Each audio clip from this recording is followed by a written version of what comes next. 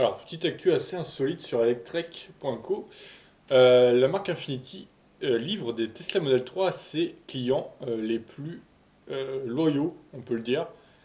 Voyons un peu article donc traduit par Deeple.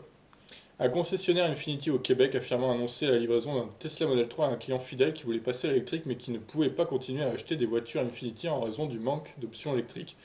Bien qu'elle fasse partie de Nissan, l'un des rares grands groupes constructeurs automobiles à avoir lancé un véhicule tout électrique en avance, Infiniti n'a pas encore mis sur le marché une voiture électrique. Et ce, malgré le fait que Tesla, BMW, Audi, Mercedes, Jaguar et d'autres ont lancé des options tout électriques dans le segment haut de gamme dans lequel Infiniti est également présente. Le constructeur japonais devrait sortir sa première EV en 2021. Un concessionnaire Infiniti de Sherbrooke au Québec a dû admettre ce manque d'options tout électriques lorsque Steve Lucier, le maire de Sherbrooke, qu'il décrive comme un client fidèle de la concession, a voulu passer à l'électrique mais qu'il n'a pas pu acheter une Infiniti à sa concession habituelle.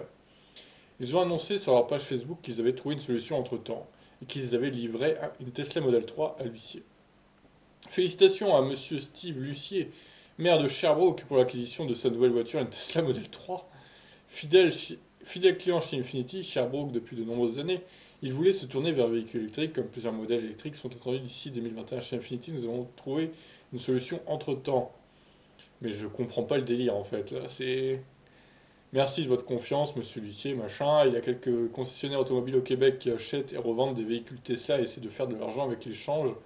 Mais la plupart d'entre eux sont des concessionnaires automobiles qui se concentrent sur des voitures électriques ou des concessionnaires d'occasion par un concurrent Tesla comme Infiniti.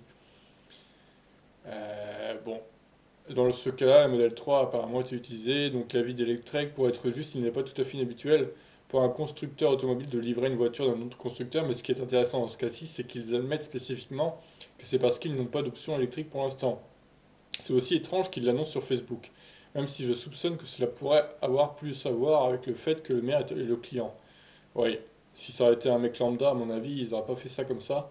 Je ne suis pas sûr que ce soit le cas, mais j'ai décidé d'interpréter cela comme un bout direct de la concession à son propre fabricant pour ne pas avoir fourni d'option entièrement électrique. Alors, un beau coup, du coup, comment on pourrait traduire ça, un beau ouais, on va dire un beau coup de massue, allez.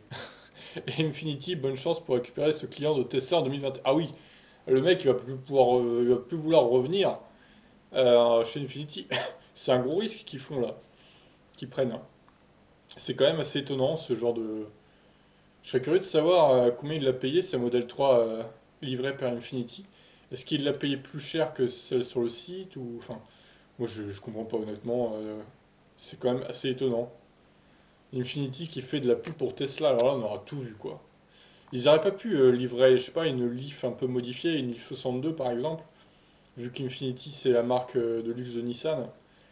Ils auraient peut-être pu, je sais pas, modifier un peu la Leaf, lui mettre un peu des options que d'autres n'ont pas. Enfin, je sais pas, il y avait moyen de faire ça avec une voiture du groupe Nissan quand même. Ça me paraît surprenant.